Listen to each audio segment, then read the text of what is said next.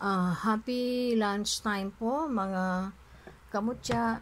Ito na naman po ako magpapakilala nitong aking isa sa aking mga alagang mutya. Yan po ay ang tinatawag na Apache tears. Apache tears is a powerful stone that is used to provide emotional healing and bring comfort to those in need. So, ibig sabihin, ang bato po na yan po ay napaka-powerful. Bukod po siya ay isang tinatawag na bato balani. Ito po ay napakalakas po ng kanyang magnet po. Ayan po ay tinatawag na bato balani. Ibig sabihin nagmamagnet ng mga kaswertihan sa pamumuhay. Dahil isa po din yan sa mga tinatawag na basalt stones. Yan po pwede po yan siya sa sakit. May nararamdaman tayo mga pananakit sa katawan, yun ilagay lang po yan doon. At kung tayo naman po ay na-stress, hawakan lang po natin siya ng ganito po, pag ganyan lang po, hawakan niyo po siya at tayo po ay mag-meditate, manalangin tayo sa Diyos Ama at hilingin na mapagaan niya ang ating nararamdamang emotional na problema.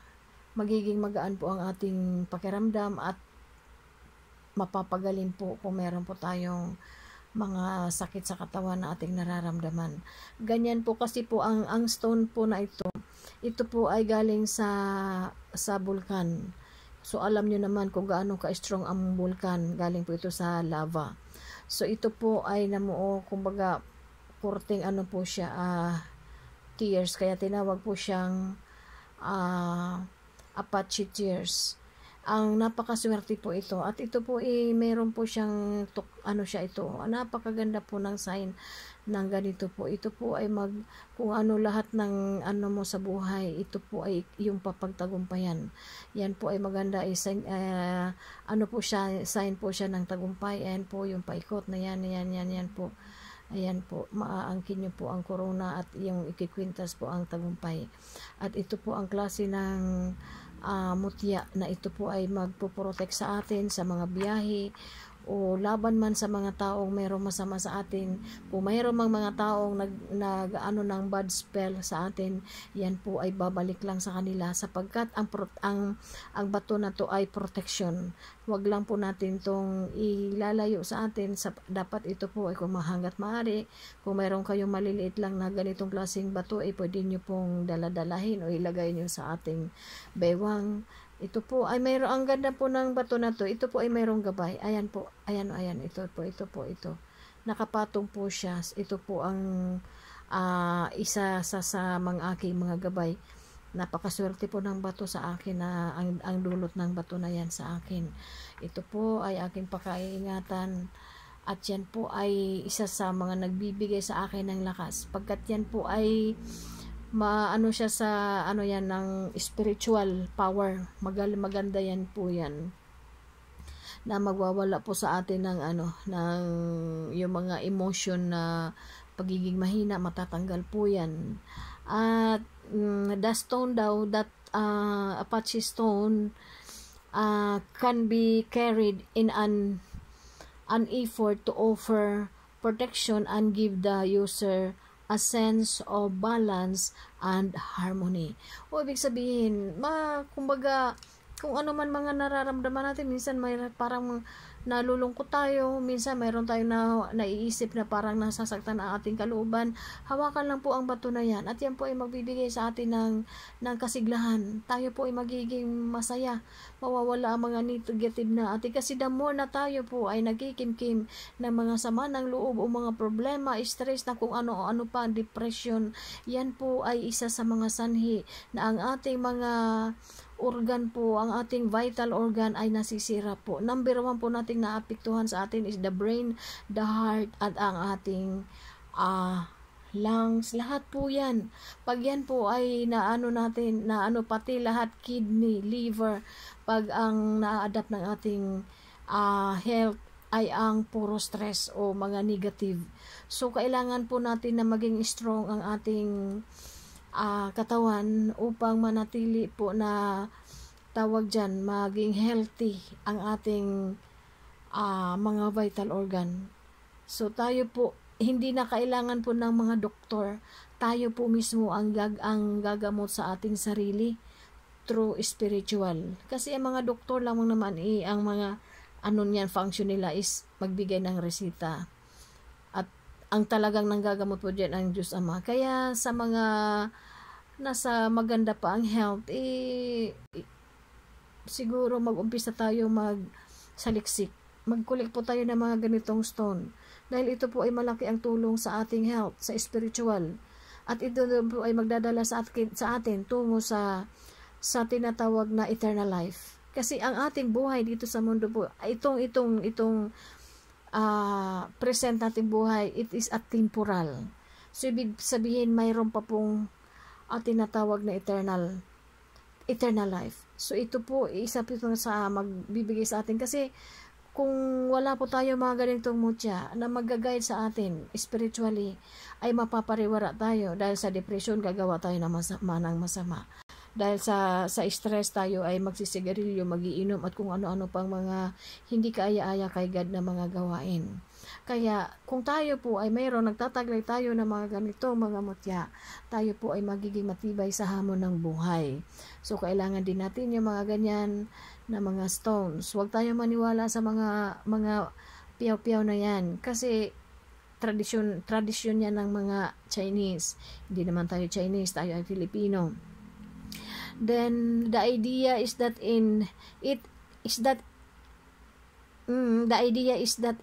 absorbs negative energy, o ina-absorb niya yung mga negative na energy, allowing the user to move past obstacles and continue on their journey to a higher purpose. So, ibig sabihin na ang pagganyan meron kang taglay na ganyang klaseng mutya po, ay malilimot mo kung halimbawa po mayroon pa tayo mga naramdamang sakit dahil sa mga taong nanakit sa ating damdamin. Kung mayroon ka pong ganyang klaseng mutya, yan po ay ating malilimutan. At kung tayo po ay sobrang madaling magalit sa ating kapwa, yung mga ganyan po ay mawawala po yan pag mayroon tayong mga guidance sa spiritual na mga mutya tulad ng ganyan. Ito po kasi ay isa tinatawag po na yung tinatawag na kulay ng amethyst. Yan po, amethyst po yan. Yan, ganyan po. Nagtatanggal yun, nag-aalis siya ng mga evil spirit na talaga namang nandyan sa atin at tayo ay parang niyayakag papunta sa kadiliman. So atin po yan ang paglabanan at tayo po ay gumawa ng paraan na the moment na tayo ay nalulungkot, hawakan lang po ito at tayo po ay taimtimang magdasal, mag-meditate, makipag-usap sa Diyos Ama. At ang lahat, ang mga nakaraan sa atin ay hindi na dapat iniisip. Mag-move forward tayo tungo sa ating tagumpay. So, kung ano man ang purpose natin dito sa mundo, pwede tayo magsaliksik. Ibig sabihin, lahat tayo po dito sa mundo ay mayroong purpose kung bakit tayo hanggang ngayon sa dami ng mga nangyari, COVID-19 at kung ano-ano pang mga sakuna, tayo po ay buhay pa rin. So ito po ay ating ipagpasalamat sa Diyos Ama, dahil lang ibig sabihin lamang po niyan, siya po o tayo ay mayroong purpose dito sa mundo. So, tayo po na binibigyan pa niya ng chance ng Diyos Ama na mananatiling buhay, healthy. Atin po yan ipagpasalamat. At kung mayroon man tayo mga tagumpay na ating nalalasap mula sa Diyos Ama, ay atin po din po yan maging mapagbigay tayo. Huwag po natin ipagdamot sa ating kapwa, sapagkat ikay binigyan ng Diyos Ama ng ganyang karangyaan sa buhay upang po yan tayo din po ay makatulong sa mga taong nangangailangan.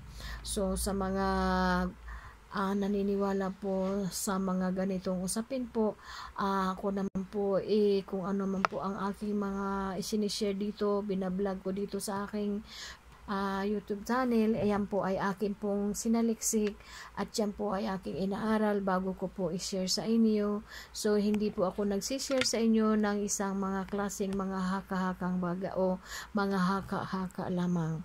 Ito po ay aking inaral at akin pong sinaliksik. Lalo na po sa karunungan ng Diyos ay akin po yan sinasaliksik. Yan po ay kumbaga kung ano man ang spiritual na nasa akin, yan po ay bigay sa akin ng Diyos Ama. At kung ano man ang mga protection niya kanyang ibinibigay sa akin, ay direkta po yan na nanggaling sa kanya at hindi po yan galing sa kung sino-sinong tao na merong mga agimat dito sa mundo.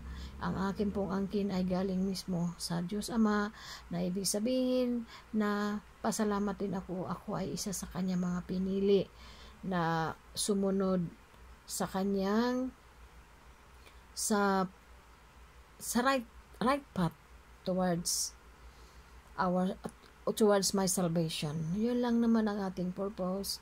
So sa mga ganitong mga topic o usapan po, ang mga ganito po na mga mutya, kung mayroon kayong mga ganito, ingatan nyo po yan. At ito po yung klase ng mutya po na napaka-imposible. Kumbaga meron siyang, meron siya ayan ito yun ayan yung ulo niya, ito yung kamay niya, ito na parang nakalingon siya sa akin, nakatingin. Sa mga salamat tayo sa kalikasan. Ako po, salamat ako na ako po ay binibigyan ng mga ganitong mga mutya. So sa ating lahat po, good afternoon and thank you po sa panonood sa aking araw-araw na vlog. At kung ano po ang mga knowledge na galing kay God ay akin din po yan i-share sa inyo. Thank you so much and happy lunchtime po sa ating lahat. At pagpalain po tayo ng Diyos Ama. And thank you very much. God bless.